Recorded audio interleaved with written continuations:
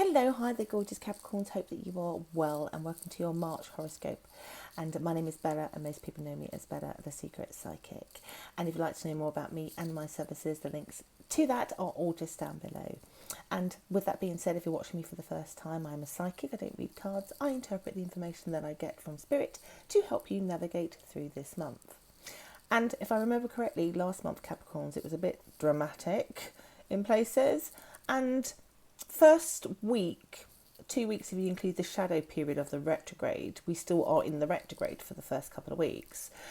And so some of the saga from last month, for some of you, still continues, but it does continue slightly in a different way because you are definitely shown as you've made your decision, you've seen the light, you're making judgments, you know the truth, and you are going to be massively impactful, massively direct, cutting in those first 2 weeks. So even though the saga or the impact of it may be lingering with you in those first couple of weeks, you are doing something about it. And that's a little bit of the residual effect that when you had Saturn in your chart for 2 years, he's left you with that armour, he's left you with that strength to be able to kind of emotionally equipped yourself to move on, basically. Even if you're devastated emotionally by this and you feel hopeless, you linger on it for a minute.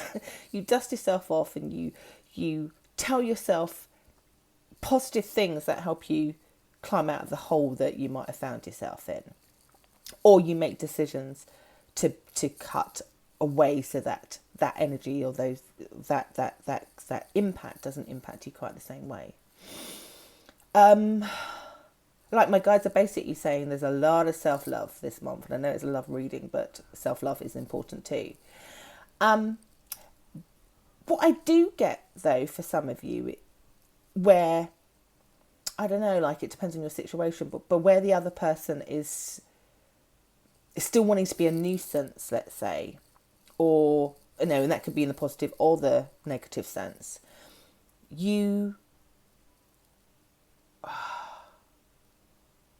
It's you that is shown as withdrawing your time, emotions, energy, focus.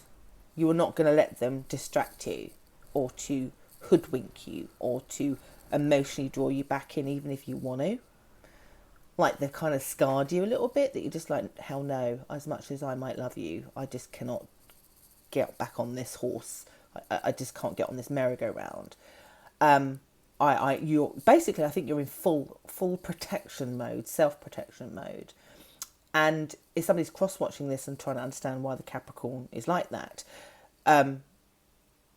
you might want to look at yourself and what's happened between you as to why they are so closed off from you, because they are protecting themselves from some form of fear of being hurt or disappointment from recent things that they perceive as being devastating to them in this month. And quite frankly, Capricorns, I think right now, because of the rawness of it and your past history, that right now self-protection is a good thing. What I get that you crave more is balance. It's not even a relationship. You crave balance, peace, harmony, and to not be emotionally in turmoil with your love life. And so you will do absolutely everything that you can to ensure that you are self-protecting, self-preservation, even if that means being detached, whether you're with somebody or not, or wanting to remain with them. In this month, you're just not as engaged in the process. Not this month. Feels like if you wanted to fix this, it will happen later. And that doesn't necessarily mean that it's April that you do that either. I don't know, like this feels like a bit of a, I don't, it's not a negative reading, it's more of a,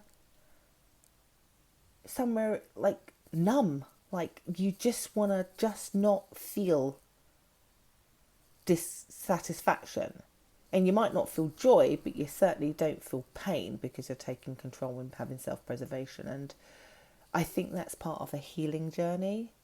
So I think this month it's about healing for you. I think that's the way I want to put it.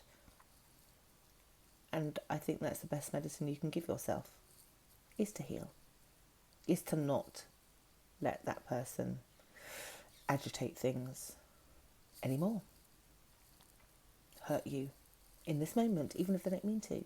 They are. Hope that makes sense. Well, I'll be back again next month with an update for you on how the energy plays out. And I hope it's been helpful, of course. And if you'd like to subscribe, please do, and press the notification bell so that you get notified when I'm next on. You all take care now, and do let me know how it goes. Bye.